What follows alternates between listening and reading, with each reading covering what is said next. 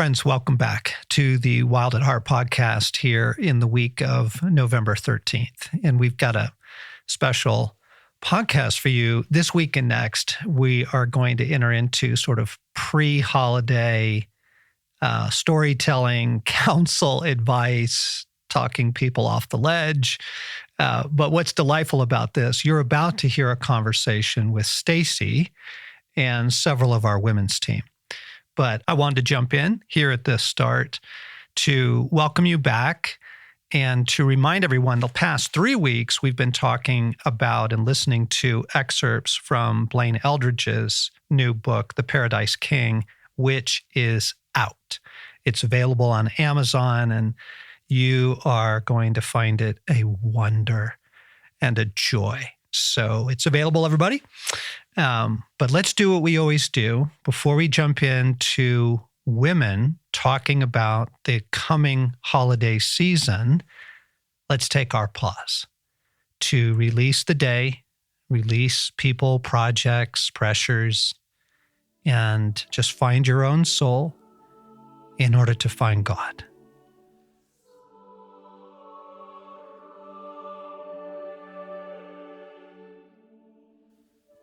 So, Father, Jesus, Holy Spirit, once again, we give everything to you. We release every person in our life. We release every project, every pressure, all that's going on. We release the world right now. We can't carry the world. Our shoulders just aren't big enough. And so we take a moment to release everything to you. And just do that, friends. Take a moment just to release it.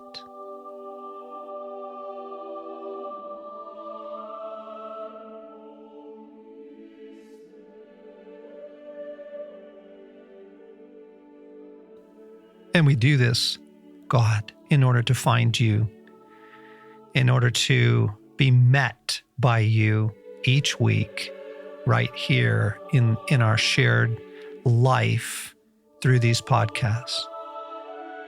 So come and meet us here. Restore our union with you, our life in you.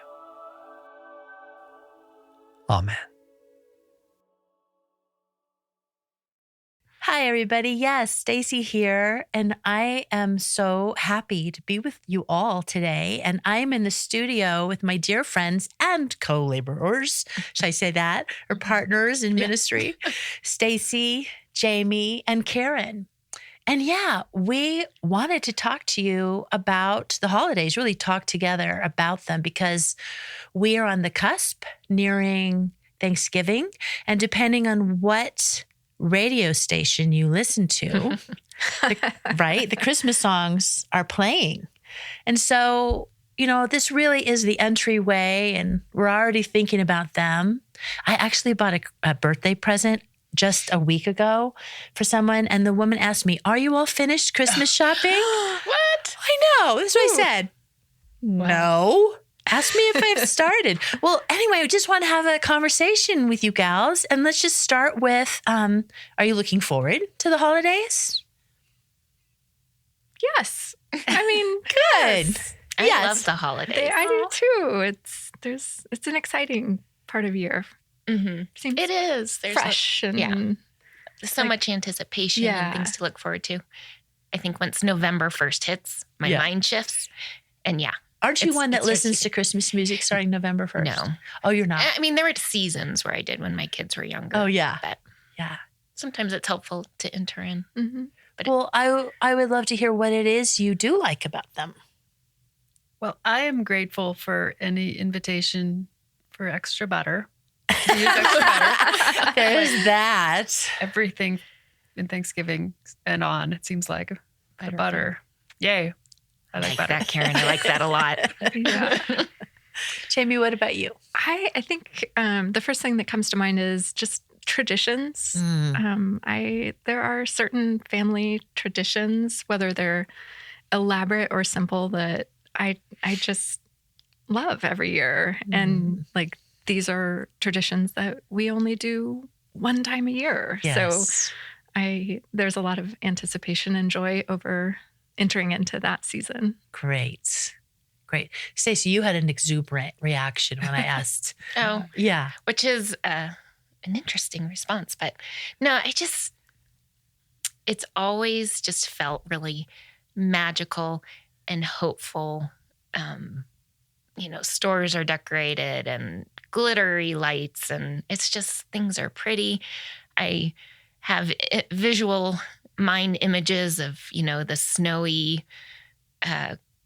perfect Christmas lights. And I don't mean perfect, but, I love the scenes on Christmas cards and Yes. everyone's trying to create. And while that's not reality, I think there's joy in the hope of all of it. Uh-huh. And yeah, every day brings something different. Oh, But that's yeah, good. there's just a lot of hope Yes. filled with the season, I think. There is. Mm-hmm.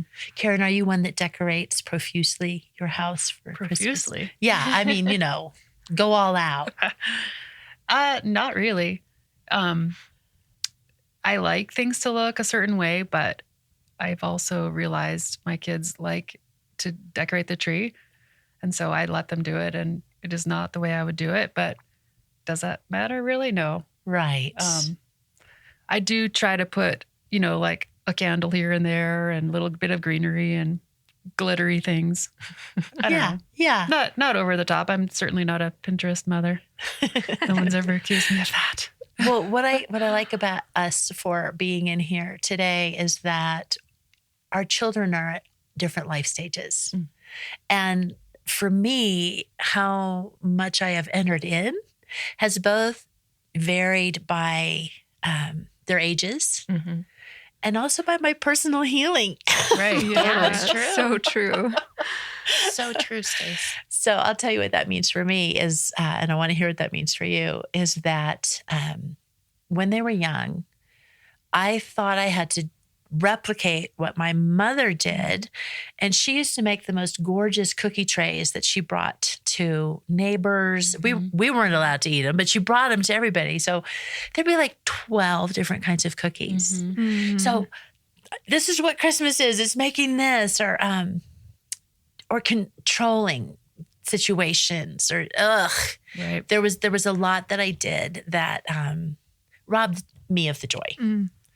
And it was good to just grow into the freedom that comes from more healing. But you guys responded really a lot to that too. So I'd love to hear what that struck in you.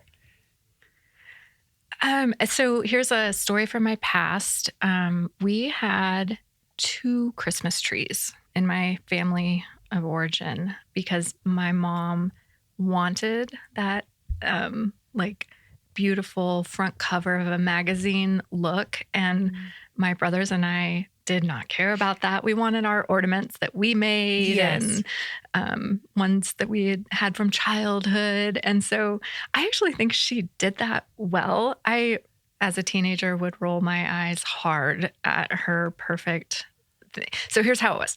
She, the entryway to our house looked like a magazine, like color coordinated and ribbons and it just looked The Pinterest amazing. entry. And it was. And you could drive by our house and the entryway had windows so you could look in and that's what you saw. But then in the family room was where our tree was. And it was, a kid's decorated tree, which I loved. But I kind of like that she was able to hold both and not force us into the perfect Pinterest picture. Yeah. But she did get something of joy out of her perfect little room. Uh-huh. And then we had our joy in our kind of chaotic, colorful, and random Christmas decorations. I, as a mom, don't have the energy for the Pinterest look. Right. I love that. If you were to say, what does your dream decorated house look like for Christmas time? It would look something like out of a magazine. But I work. I Reality. homeschool one of my kids. I have 2 kids. I'm a wife. I don't have a housekeeper. I don't have the storage space for Right. all of the things. And so it's not like that. But I enjoy the look of perfection, but it's not realistic in our house. Yeah. Yeah. And that's okay. I'm okay with that. Stacey, how has it shifted for you over the years? Really interesting. So growing up, my mom would very intentionally decorate, and it was an all hands on deck day, maybe the day after Thanksgiving. She didn't really decorate for the fall, a few things here and there, but the real decoration came the day after Thanksgiving and all hands. And there's a lot of stress and pressure in that. And same with January 1st, taking everything down. And it even now just kind of makes my chest tighten. Mm-hmm. So I think that is why I did not decorate much over when I got married and had kids. We would have a Christmas tree and we would make cookies and maybe an advent calendar until maybe 5 years ago when God kind of pricked my mind and said, this decorating is actually really important to my daughter, Riley. It means something to her. So I gave her a budget. She went to Hobby Lobby and bought stuff. And so she's kind of been taken lead on decorating our house. So it shifted from a tree and an advent calendar to more decoration. But this year my kids are gone. They are both away at school, and it's not really working out that they will be home for the holidays. And so I have a little ambivalence this year, especially when it comes to decorating. Eric, my husband, likes it, but he's also a little indifferent about it. So I'm just like, will I even decorate this year? I don't know. Will you get a tree? Well, we have a fake tree. Oh, good. Do you have your tree already? I could pop it up, yeah. But I'm like, I don't even know that I want to do that. So I'm asking God, what do I need? And I'll be okay either way. Yeah. Yeah. I don't think we can actually talk about the holidays without talking about the pressure that comes with the holidays, which is either, well, I think it's pretty much outwardly imposed, but some of it is internal. And what about that? Do you feel any pressure around the holidays? I already feel behind. Haven't you done all of your Christmas shopping yet? I already feel pressure, and it's not even Thanksgiving yet, and I feel behind. I don't have a great Christmas wish list going for any of my family members yet, and I'm jumping into Thanksgiving.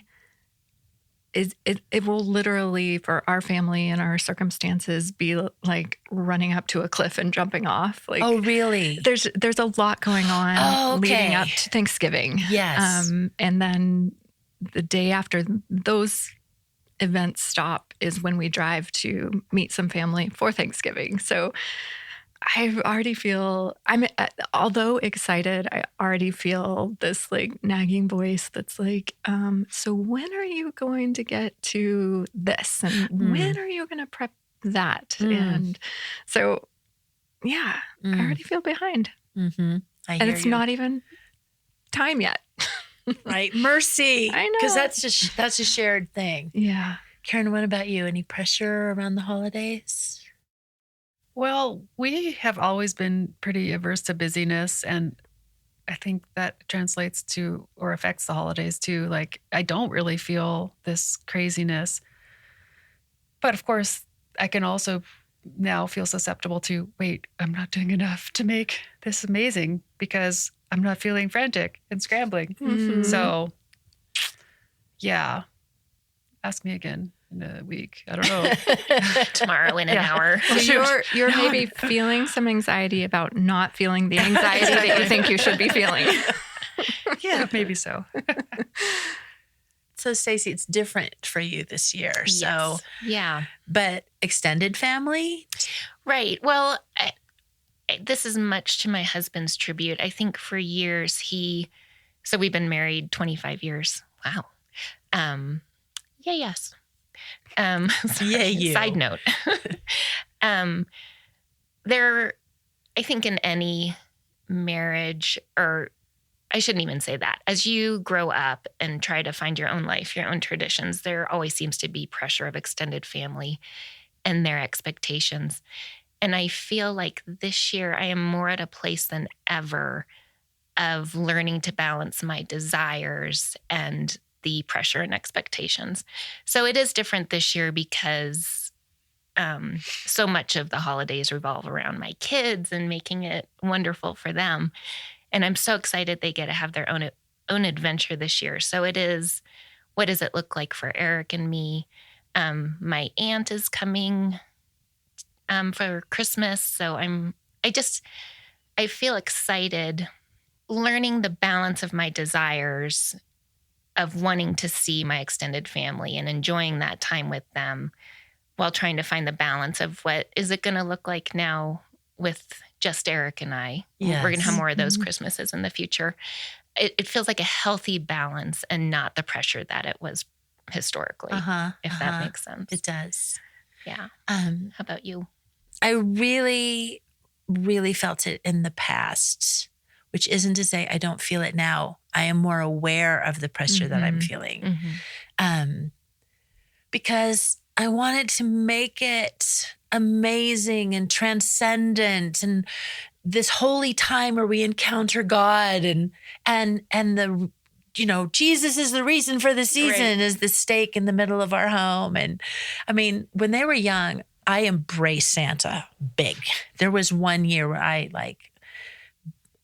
was over the top with Santa. I even did, around the fireplace that we had, I got a tray of powdered sugar in John's big boots. And I made like footprints coming out like from the snow and magic reindeer food for them to scatter out, which they really love.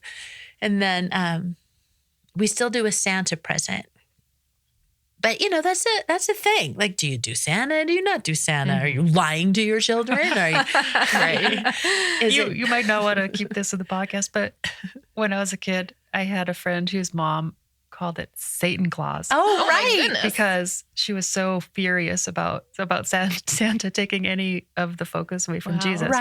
Right. But then if you think mythically about life at all, you could say more about that. But right. Then, a kind, benevolent, looking after you, jolly fellow is kind of a nice.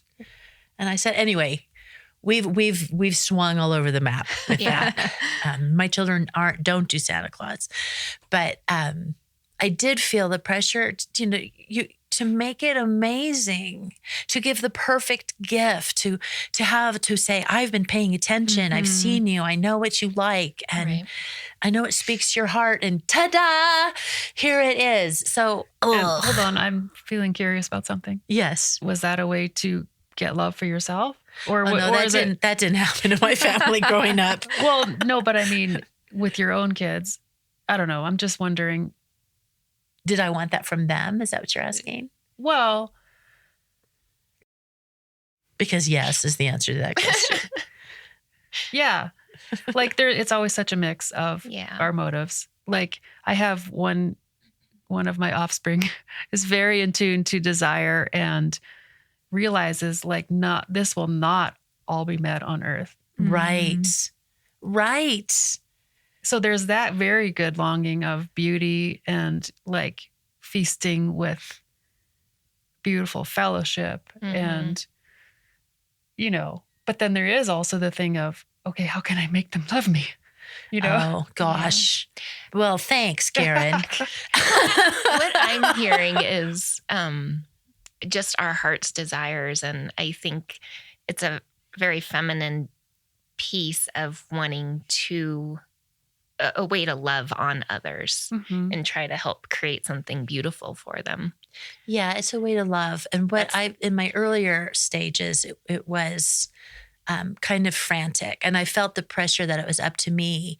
And the thing is you can set the table, but you can't, you can't make something happen, but you can create the space for it to happen, which I am all for. Yes, making the opportunity. Now even we have a shared meal together. But the pressure is more off for me to make it an encounter with God that transcends their life and makes it magical for the rest of their waking moments, because I can't do that. And in their early years, when that didn't happen, that would make me really sad and my own failure. And I didn't realize, like your child has already realized, that it's a longing for heaven. Yeah. I think that's why I like it so much. I love twinkle lights that people put up on their trees, especially when they're covered with snow. Yes. I love the Christmas carols are just filled with truth and goodness. Yeah, and they are. and I actually I'm one that loves giving presents more than I love getting presents. And so I really enjoy that part as well. But it's a taste. It's a foretaste of what's coming versus making it happen now. Yeah. I love that. What about okay, I'm going to ask you a question. Are your husbands, do they listen to the podcast? Yes, they do, Eric. Okay, so sometimes we're not on the same page with our spouses regarding. Yeah, some people's husbands like colored lights. Oh, What I is that know. about? I grew up with colored lights on our tree. John grew up with white lights on the tree. So, So funny. that is really funny. Funny because it's true. But sometimes expectations from extended family comes on to us, and that can be something to navigate.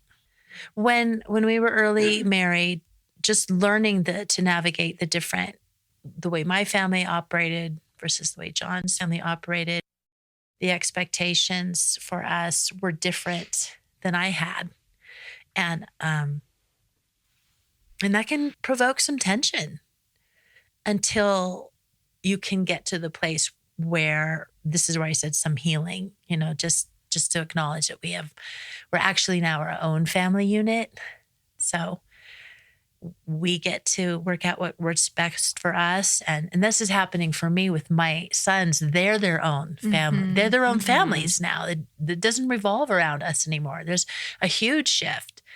So navigating that, what works for them and where does that intersect? How can we bless them? Do I still get to have Christmas dinner in my house? Like, I don't know yet. Right. Yeah, so there's some questions there. So there's pressure of having your own family unit, but also being part of extended families. And you can't talk on a holiday podcast, Thanksgiving and Christmas, without mentioning family and pressures there. And it can be complicated and it can be messy. Early on in my husband and I's relationship, we did Christmases in his hometown, which is not here, because in part it was a great way to see his entire extended family, and they all live mostly in one city, and that was great. And touching base with aunts and uncles and cousins and getting to know his family was joyful and fun, especially when it was just the two of us, and it's easy to travel when it's two of you. So then you add small children into the mix after we were married, and we're traveling from one city that has a lot of winter weather to another city that has a lot of winter weather. A lot of stuff you have to take with you. And a lot of stuff you have to take with you because it's Christmas, or maybe not so much at Thanksgiving, but you're dealing with snowstorms and flight delays, and someone is always sick, like ear infections, sinus, whatever the new immune systems have been exposed to in recent days, the kids get it. So that became really hard early on. And my husband and I think after one particular Christmas just said, this is too much. And there's a lot of joy in it, but the cost was too high. The cost was too high. So we decided we're going to do Christmas in our home. They're welcome to come, particularly the grandparents are absolutely welcome to join us, but we need our own space and we need to not be traveling during the two busiest travel seasons. Yes. And I want to say that I'm exceptionally grateful for my husband's parents to say, we respect that. And yes, we'll come to you. And we've done that pretty much ever since. Oh, that is nice. That is nice. Yeah. It's nice to be in your own space for Christmas, especially with a young family. And nice that they respected They're your. unbelievable. Yeah. Unbelievable. Yeah. I have nothing but gratitude for that because, like I said, their entire families are in their Right. hometown. Right. So it's a sacrifice for them. Right. But they said yes. So I'm aware as you share that is beautiful, is that that's not the story for a lot of people. I Yeah. know a lot of stories Yes. where boundaries were set and things were shifted and it didn't go over well. And that can be tricky to Mhm. hold your own integrity and valuing what you actually need in the Mhm. face of, you want to love, but in the face of that, to love well doesn't always mean bowing down to other people's expectations. But I am also aware, as we're talking, we are sitting together as women who have children and who are married. Right. And that is not all of our listeners. Mhm. And I don't want to just provoke longing or irritation even. So I would love to just speak to this a bit about what if you're not living near family? What if there is no family to live near and there isn't the partner that you're going to church with or you're doing the things with? Because that can be tricky to navigate. Yes. They have documented that depression increases dramatically over the holidays. Loneliness Yes. increases. The longing increases. And so does then the awareness of those longings, Mhm. just the ache. So then what, guys? Yeah. What would be your counsel? Mm. I didn't get married until I was 29. So I had about 10 years between leaving my family that I grew up with to joining a partner and a family. And I am aware that during those years, there was a lot of unmet longing. And I remember like not trying to dwell on that and doing what I could. And I was often taken in for Christmas or Thanksgiving by groups of friends or families that I knew. And that was beautiful. And I'm exceptionally grateful for that. But there is something to be said of what Karen said earlier of that longing isn't being met here on earth right now. And that was a time period where I was so aware of that. Yes. So aware of that. Yeah. And I think it's really important to be aware of it. Yeah. And to validate it, honor Yeah. it. These are good longings, and the lonely factor is real. It's real for you with the family. It is. It's real if your house is full. It's true. Mhm. It's true. So holding the heart, George MacDonald says, as an empty cup. Mhm. I know I rush to fill it. I think that's just the human condition. Yeah. You know, we feel pain, we try to assuage it, soothe Well it. said, yeah. But God invites us to bring him the reality of what we're feeling, the emptiness, the loneliness. And we know that he is the only one that can fully satisfy it. And yet we need people. Mhm. So I think I would encourage people not to isolate. Well, I was even thinking, like on a practical note, to look for those in your neighborhood or your community that need you to adopt them. We have a dear friend on our street, just 2 doors down from us, who we have adopted her, and she's now kind of like part of our Christmas Eve festivities. It's really fun and joyful. But I'm also thinking, like, just now wanting to broaden a little bit and thinking about just like nursing home people and stuff. I used to, this is probably off topic, but like long ago when my kids were really little, bring them every week to a nursing home and visit people that were just alone all the time. Yeah. And then thinking right now, like how much that is sharpened during the holidays. Yes. Yeah. So that is good. Pray about how you can offer to others, staying aware of your own longing, inviting Jesus in and having it be an opportunity to press in and not isolating. Even though it's hard to go to Christmas Eve service by yourself and you'll be tired of it. Like, keep going, friends. Mm-hmm. Yeah. Even just thinking a little bit before this podcast, wait, what do I do for Christmas? What are our traditions? Do we have any? Do I feel pressure? I don't know. Like I said, the kids end up doing the decorating of the tree. And then I can think very highly of myself, right? I can think, oh, that's so noble, to relinquish control. Well, there is something really good about that.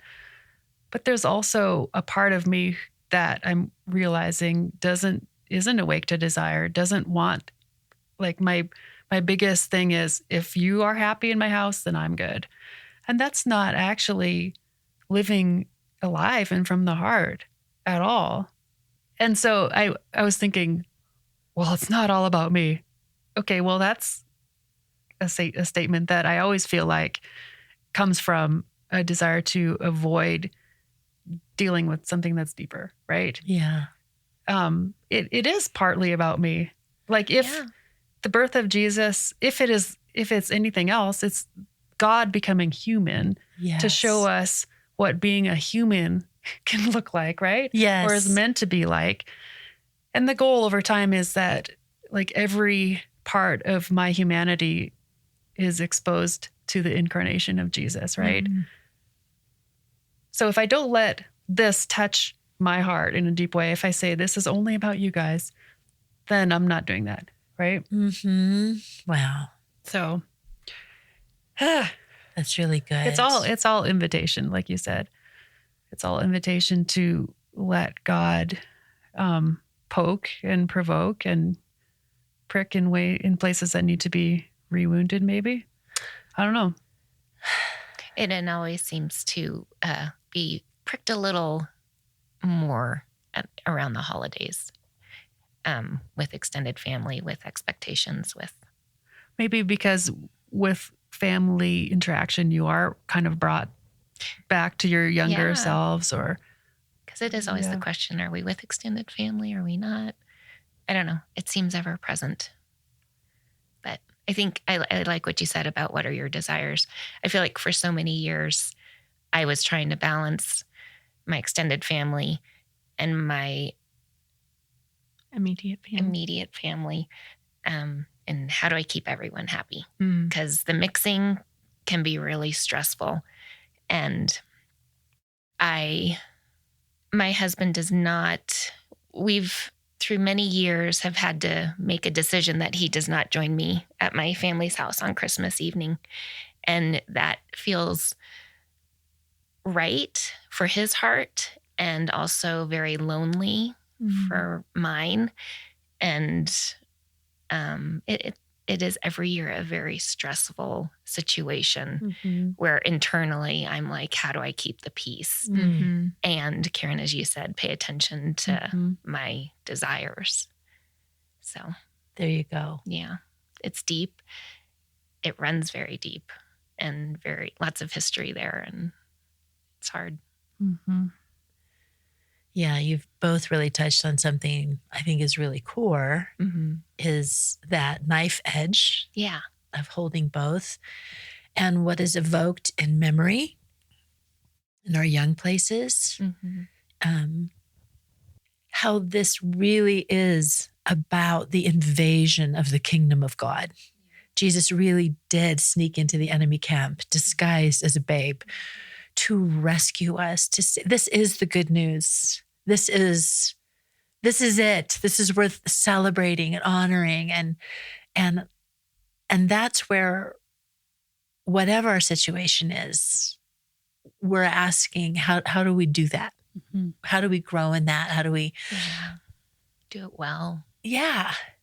And I'm thinking that part of the way that we do that is by not abandoning our daily rhythms with Christ, not getting so busy that we, when we have to have daily rhythms and engaging in scripture and in worship and meditating and whatever it is, and prayer, definitely, prayer and centering in Christ, so that we can increasingly be transformed into his image, even in the holidays. Mm-hmm. And in the holidays, I would say even doubly important to care for your body with those rhythms that you've established. Oh, like that's good. get outside, do some walking, Yeah. When the stress and anxiety comes, Right. ask yourself what you need. Find that pause. instead of eating another cookie. Butter. I mean, I like that. I like that method. Maybe while you pause, eat a cookie. Or walk while you eat a cookie. See, this feels like what I wanted to ask was lessons learned. Uh-huh. And I'm hearing in you, don't abandon your daily rhythms, your self-care. Mm-hmm. Pay attention to your heart. Shepherd your own heart as you are lovingly shepherding others. Right. Mm-hmm. Yeah. Yes, if the kindness and curiosity doesn't extend to yourself while it extends to others, then Yeah. it doesn't go far enough. Like, Mm-hmm. so important that you give yourself permission not to have to live up to everyone else's Mhm. expectation. Permission to take care of yourself and what you need. Pay attention to what you actually need. It's such a good time to ask God to show you what you need. Mm. Boom. Yeah. that's I feel like we've really gotten there to actually the gold is living authentically, Yeah. not ignoring, because it's true that how you treat your own heart is actually how you're going Right. to treat Mhm. everyone Right. else's. Yes. Mm-hmm. It seeps out. So that would be our encouragement is press in to Mhm. Christ. Don't ignore. Yeah. You're still in a journey. We're still walking with Christ in the midst, and he's got good things for us, even in the hard. Yeah. The men on our team are going to do a podcast about this same subject, because sometimes the way men look at the holidays sometimes is different than the way women can look at the holidays, because it seems that as a woman, the pulling them off falls primarily on the women. I may be wrong on that, but just to close and to have a segue to what's going to be happening next week, is there anything that you would want men to know that you've learned that you would like them to know about the upcoming season? I think for the men out there who maybe don't have as much vested interest in creating an experience, that like there's something, and maybe it's of the woman's heart, that does, like you talked about, Stacey, wants to set the stage for magic and wonder and of course the stake in the middle of the house that Jesus is the reason. Like there's a reason we want to create this, and that we will go out of our way to make sure things look nice, and that there's greenery in the house to smell. Like it there's something important in my heart, at least, that it's not about the decorating. It's about creating a space in our home that invites celebration and anticipation and the coming kingdom. That's so good. Yeah. And for the men, like you're not, I don't mean this in a negative way, but you're not off the hook because your wife is doing all the, like, we so need your presence and your strength and your just like, and maybe for the women, especially, like an invitation to rest and to just like really, we really need your strength and your presence, your invitation to rest and to actually like sit in what this means, like what Christmas means, not flutter around as we could do sometimes, decorating or frosting sugar cookies or whatever. We need them to lead. Oh yeah, that. Sorry. And to be, the strength, the support, the partner, maybe throw some humor in there. I'll take that. Yeah. That's one of the gifts. One of John's greatest gifts to me is his laughter. Mm. And even when I'm all stressed out and I say something that's, I shouldn't say, and his laugh. So yeah, we're in it together. Yeah, come alongside. That's good. Well said, both of you. Thank you, gals. Thank you. Thank you. We meandered there. I think we really touched on some gold there, and I hope it's helpful for you. And we also pray blessing over your holidays. Yes. We are entering the season, Thanksgiving. We have so much to be thankful for, all of us. And then coming into the time of focusing our attention really on the birth of Jesus is a good thing. And I pray that wherever you're at, whatever stage of life, whatever circumstances are going on, because those don't stop, and hard things continue to happen all through December, but that Jesus would be very near and revealing himself to you in some new and beautiful ways. Thanks for joining us. I hope you've enjoyed listening in on our women's team talking about holidays and what that's like as a woman, navigating the days that are coming, the season that is coming ahead. Next week, the men's team is going to come in, and we're going to do this from a male perspective, which I think you're going to get a real kick out of the contrast here. And also, we are going to video podcasts. So you can still listen to your audio podcast wherever you get your podcasts, but we are also flipping to video and providing video as well next week. This will be our first one. And so on YouTube and on Spotify to begin with, if you want to watch the Wild at Heart podcast in the coming weeks, you get to watch it now on video. It's really going to be awesome.